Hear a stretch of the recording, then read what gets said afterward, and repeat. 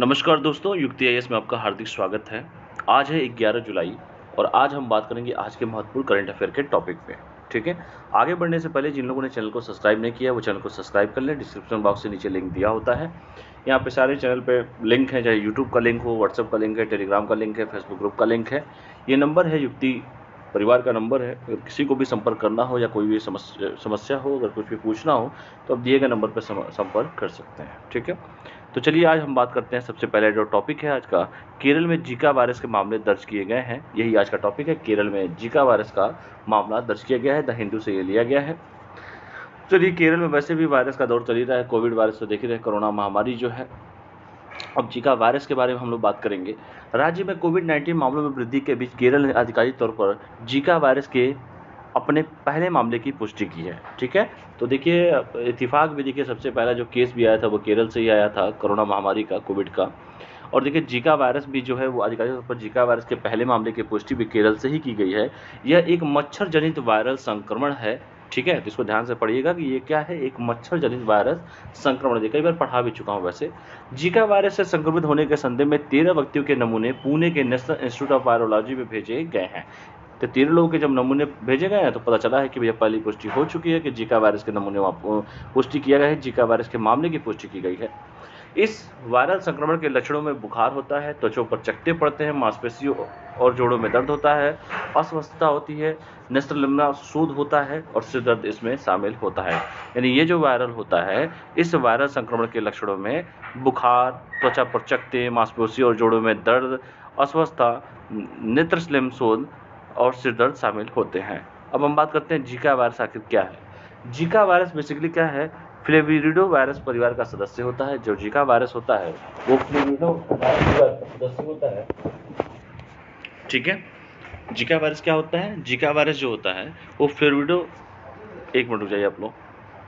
जो Zika virus होता है वो किसका सदस्य होता है, फ्लेविरिडो वायरस परिवार का सदस्य होता है। यह दिन के समय सक्रिय रहने वाले एडीज मच्छरों जैसे ए इजिप्टी और ए एल्बोपिक्ट से फैलता है। ठीक है,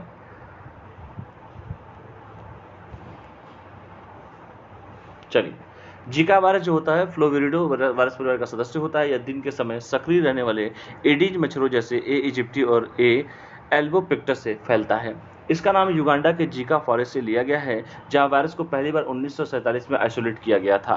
जीका वायरस में डेंगू, पीला बुखार, जापानी इंसेफ्लाइटिस और वेस्ट नाइल वायरस के समान जीनस होते हैं। 1950 के दशक से वायरस अफ्रीका से एशिया तक संकीर्ण भूमध्य बेल्ट के भीतर फैलता है और यह 2007 से पूर्व की ओर फैलने वाला परिणामस्वरूप यह 2015 और 16 में महामारी बन गया। तो जीका वायरस से देखो क्वेश्चन यूपीएससी में कई बार पूछे भी गए हैं, इसको ध्यान से आप लोग पढ़ लीजिएगा। ठीक है, जीका वायरस का पढ़ा भी चुका हूँ कई बार ये, इसीलिए ज़्यादा फोकस भी नहीं कर रहा हूँ। जीका वायरस कैसे फैलता है, जीका वायरस एडीज प्रजाति के मच्छरों में फैलता है। एडीज प्रकार की प्रजाति के मच्छरों में फैलता है। यह वायरस पूरे राज्य में उच्च घनत्व में पाए जाते हैं। एडीज मच्छर डेंगू के वाहक है और ठहरे हुए मीठे पानी में प्रजनन भी करते हैं। वायरल के प्रभाव के बारे में बात करते हैं। वायरस संक्रमण के प्रभाव जो है, ये वायरस जन्म दोष और गुइलेन बैरे सिंड्रोम के विकास से जुड़े हुए हैं, जिससे व्यक्ति की प्रतिरक्षा प्रणाली तंत्रिकाओं पर हमला करती हैं। कभी कभी यह संक्रमण लक्षणहीन भी हो सकता है। यह वायरस संक्रमण गर्भवती महिलाओं में भ्रूण के विकास को गंभीर रूप से नुकसान पहुंचा सकता है और जन्मजात विसंगति को जन्म दे भी सकता है। यह नोट करके बता दिया गया कि जीका वायरस के लिए फिलहाल कोई भी टीका और इलाज अभी नहीं है। डब्ल्यूएचओ संबंधी विवाद को पढ़ें भी तो आपको खुद पता चल जाएगा। तो ये रहा पहला जो टॉपिक था आज का, जीका वायरस के जो मामले पुष्टि की गई। तो यही पूछ देगा, केरल में जीका वायरस के मामले की पहले पुष्टि की गई है। 15 लोगों के नमूने ले गए हैं, पुणे के लैब में भेजा गया है, जिसमें से पता चला है कि जीका वायरस की पुष्टि अब हो चुकी है। इस वायरस में क्या होता है, बुखार, त्वचा पर चकत्ते, मांसपेशियों और जोड़ों में दर्द, अस्वस्थता होती है। ठीक है, नेत्र समस्या भी होती है, तो इसको ध्यान से आप लोग पढ़ लीजिएगा। दूसरा जो टॉपिक है आज का, लोक उद्यम विभाग जो है, इसके बारे में थोड़ा सा हम लोग जानते हैं कि लोक उद्यम विभाग आखिर क्या होता है। इंडियन एक्सप्रेस से लिया गया है। सरकार ने सार्वजनिक उद्यम डिपार्टमेंट ऑफ पब्लिक एंटरप्राइजेज को भारी उद्योग मंत्रालय, मिनिस्ट्री ऑफ हैवी इंडस्ट्रीज के दायरे से हटाकर पुनः वित्त मंत्रालय के दायरे में ला दिया है। देखो सरकार को हो क्या गया है, तो सरकार ने जो है सार्वजनिक उद्यम विभाग को भारी उद्योग मंत्रालय के दायरे से हटाकर पुनः वित्त मंत्रालय के दायरे में ला दिया है। और वित्त मंत्रालय में अब 6 विभाग होंगे, जबकि डीपी के मूल मंत्रालय भारी उद्योग और सार्वजनिक उद्यम मंत्रालय को अब केवल भारी उद्योग मंत्रालय कहा जाएगा। ठीक है, तो इसको ध्यान से पढ़ लीजिएगा। पहले था, फिर बाद में हट गया, फिर आ गया। सार्वजनिक उद्यम विभाग क्या है, इसके बारे में जान लीजिए। लोक उद्यम विभाग सभी केंद्रीय सार्वजनिक क्षेत्र के उद्यमों का नोडल विभाग होता है और सीपीएससी जो है आपका सेंट्रल पब्लिक सेक्टर इंटरप्राइजेज जो होता है से संबंधित नीतियां भी ये तैयार करता है। सीपीसी ऐसी कंपनियां हैं जिसमें केंद्र सरकार या अन्य सीपीसी की प्रत्यक्ष हिस्सेदारी जो होती है वो 51% या उससे अधिक की होती है। यह विशेष रूप से सीपीएससी में निष्पक्षता, सुधार एवं मूल्यांकन, स्वायत्ता एवं वित्तीय शक्ति के प्रत्यायोजन और कार्मिक प्रबंधन के बारे में नीतिगत दिशा निर्देश क्या करता है, तैयार करता है। यह केंद्रीय सरकारी उद्यमों से संबंधित बहुत से क्षेत्रों के संबंध में सूचना एकत्र करता है और उसका रख रखाव भी करता है। यह अब आर्थिक मामले, राजस्व, व्यय, वित्तीय सेवाएं और निवेश तथा सार्वजनिक संपत्ति प्रबंधन विभाग के अलावा वित्त मंत्रालय में छठा विभाग होगा। ठीक है। डीपीई को वित्त मंत्रालय में स्थानांतरित किए जाने से सीपीएस के पूंजीगत व्यय, परिसंपत्ति मुद्रीकरण और वित्तीय स्वास्थ्य की कुशल निगरानी में मदद भी मिलेगी। तो इसको ध्यान से आप लोग पढ़ लीजिएगा। वित्त मंत्रालय में 6 विभाग हैं। पहला व्यय विभाग है, आर्थिक मामलों का विभाग है, वित्तीय सेवा विभाग है, राजस्व विभाग है, विनिवेश विभाग है, लोक उद्यम विभाग होता है। अब हम बात करते हैं पृष्ठभूमि क्या है। तीसरी लोकसभा जब चली थी 1962 से लेकर 67 तक, ये प्राक्कलन समिति ने एक रिपोर्ट में एक केंद्रीकृत समन्वय इकाई स्थापित करने की आवश्यकता पर बल दिया था जो सार्वजनिक उद्यमों के प्रदर्शन का निरंतर मूल्यांकन भी कर सकते हैं। वर्ष 1965 में वित्त मंत्रालय के अंतर्गत सार्वजनिक उद्यम ब्यूरो की स्थापना हुई और 1985 में बीपीई को उद्योग मंत्रालय का हिस्सा बनाया गया था और 1990 में बीपीई को एक पूर्ण विभाग बनाया गया है जिसे लोक उद्यम विभाग के रूप में जाना जाता है। प्रमुख कार्य क्या है? सभी लोक उद्यमों को प्रभावित करने वाले सामान्य नीति संबंधी मामलों का समन्वय करना, लोक उद्यमों का पुनर्गठन करने या बंद करने या उनके लिए तंत्र से संबंधित सलाह देना, पुनरुद्धार से संबंधित सलाह देना, स्वैच्छिक सेवानिवृत्ति योजना के अंतर्गत केंद्रीय सरकारी लोक उद्यमों के कर्मचारियों को परामर्श, प्रशिक्षण और उसका पुनर्वास करना, रत्न का दर्जा देने सहित केंद्रीय सरकारी लोक उद्यमों का अन्य प्रकार का वर्गीकरण करना भी शामिल इसमें है। और हम बात करते हैं सीपीएस का श्रेणी वर्गीकरण। जनवरी 2020 के आंकड़ों के अनुसार महारत्न कितने हैं? 10 है। नवरत्न कितने हैं? 14 हैं। और मिनी रत्न कितने हैं? 74 है। इसको याद रखिएगा, महारत्न जो है वो 10 है, महारत्न 10 हो गए हैं, नवरत्न 14 हो गए, मिनी रत्न 74 हो गए। शुरुआत सीपीसी के लिए महारत्न योजना मई 2020 में शुरू की गई थी और ताकि मेगा सीपीसी को संचालन का विस्तार करने और वैश्विक दिग्गजों के रूप में उभरने के लिए सशक्त बनाया जा सके। नवरत्न योजना वर्ष 1997 में शुरू की गई थी ताकि सीपीसी की पहचान की जा सके जो अपने संबंधित क्षेत्रों में तुलनात्मक लाभ प्राप्त करते हैं और वैश्विक खिलाड़ी बनने के उनके अभियान में उनका समर्थन भी करते हैं। मिनी रत्न योजना की शुरुआत 1997 में सार्वजनिक क्षेत्र को अधिक कुशल और प्रतिस्पर्धी बनाने और लाभ कमाने वाले सार्वजनिक क्षेत्र के उद्यमों को अधिक स्वायत्ता व शक्तियों का प्रतियोजन प्रदान करने के नीतिगत उद्देश्य के अनुसरण में की गई है। ठीक है, तो इसको पढ़ लीजिएगा।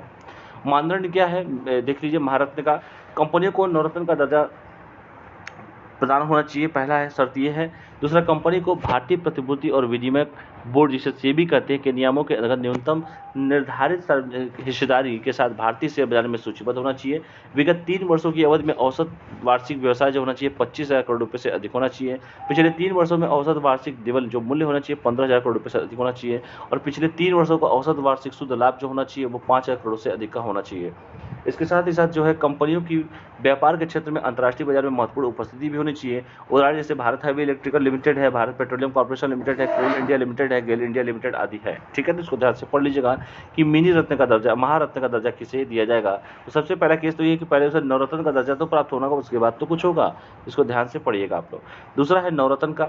मिनी रत्न फर्स्ट और अनुसूची ए के तहत आने वाली सीपीई को जिसमें पिछले 5 वर्षों में से 3 में समझौता ज्ञापन प्रणाली के तहत उत्कृष्ट या बहुत अच्छी रेटिंग प्राप्त की है और 6 प्रदर्शन मापदंडों में 60 या उससे अधिक समग्र स्कोर प्राप्त किया है। ये 6 मापदंड है जैसे शुद्ध पूंजी और शुद्ध लाभ है, उत्पादन की कुल लागत के सापेक्ष मैन पावर पर आने वाली कुल लागत है, मूल्यह्रास के पहले कंपनी का लाभ और बैंकिंग वर्किंग कैपिटल पर लगा टैक्स और ब्याज है, ब्याज भुगतान से पहले लाभ और कुल बिक्री पर लगा कर है, प्रति शेयर इकाई है, अंतर क्षेत्रीय प्रदर्शन है और Bharat electronic limited, Hindustan aeronautic limited आदि इसमें संबंधित है। अगला है मिनी रत्न फर्स्ट है। मिनी रत्न कंपनी श्रेणी का दर्जा फर्स्ट का दर्जा प्राप्त करने के लिए आवश्यक है कि कंपनी ने पिछले 3 वर्षों से लगातार लाभ प्राप्त किया हो तथा 3 साल में एक बार कम से कम 30 करोड़ रुपए का शुद्ध लाभ अर्जित किया हो। उदाहरण में श्रेणी फर्स्ट में भारतीय विमान प्राधिकरण है, एंट्रिक्स कॉर्पोरेशन लिमिटेड आदि इसमें आता है। मिनी रत्न श्रेणी सेकंड में सीपीएससी द्वारा पिछले 3 साल से लगातार लाभ अर्जित किया गया हो और उसकी निवल संपत्ति सकारात्मक हो या मिनी रत्न सेकंड का दर्जा देने के लिए सही पात्र हो। उदाहरण देखिए श्रेणी सेकंड का, भारतीय कृत्रिम अंग निर्माण निगम है, Bharat pumps and corporation Nigam limited इसमें शामिल होते हैं। मिनी रत्न सीपीसी को भारत सरकार किसी भी ऋण पर ब्याज भुगतान के पुनर्भुगतान में चूक नहीं करनी चाहिए। मिनी रत्न सीपीसी कंपनियां बजटीय सहायता या सरकारी गारंटी पर निर्भर नहीं होंगे। ठीक है, तो इसको पढ़ लीजिएगा, सब पढ़ा चुका हूँ इसमें से। तो चलिए, मुझे उम्मीद है कि आप लोग को आज का जो टॉपिक है 11 जुलाई का जो टॉपिक है, विश्व जनसंख्या दिवस भी आज पड़ता है। केरल में जो जीका वायरस है, कहाँ कहाँ से क्या क्या चीज़ें हुई हैं, जीका वायरस क्या होता है, ठीक है, सबसे पहला मामला कहाँ पड़ा, जीका वायरस कैसे फैलता है, ठीक है, ये सब बताया गया। लोक उद्यम विभाग के बारे में बताया गया है। ठीक है, तो इसको ध्यान से आप लोग पढ़ लीजिएगा। पृष्ठभूमि क्या है, प्रमुख कार्य क्या है, कितने महारत्न है, कितने नवरत्न है, कितने मिनी रत्न है, महारत्न के लिए क्या कंडीशन, नवरत्न के लिए क्या कंडीशन है, और मिनी रत्न के लिए क्या कंडीशन है, इसको ध्यान से आप लोग पढ़ लीजिएगा। ठीक है, अगर किसी को कुछ पूछना हो तो दिए गए नंबर पर आप लोग संपर्क कर सकते हैं। ठीक है, ये लिंक है, इस लिंक को डिस्क्रिप्शन बॉक्स के नीचे लिंक दिया होता है, नीचे लिंक पर जाएंगे, क्लिक करेंगे और डायरेक्ट संस्थान से आप लोग जुड़ जाएंगे। तो चलिए ठीक है, आज के लिए इतना ही करते हैं। तब तक के लिए आप लोग पढ़ाई करते रहिए, स्वस्थ रहिए, मस्त रहिए, पढ़ते रहिए। बहुत बहुत धन्यवाद सभी का। Thank you all of you. नमस्कार, जय हिंद।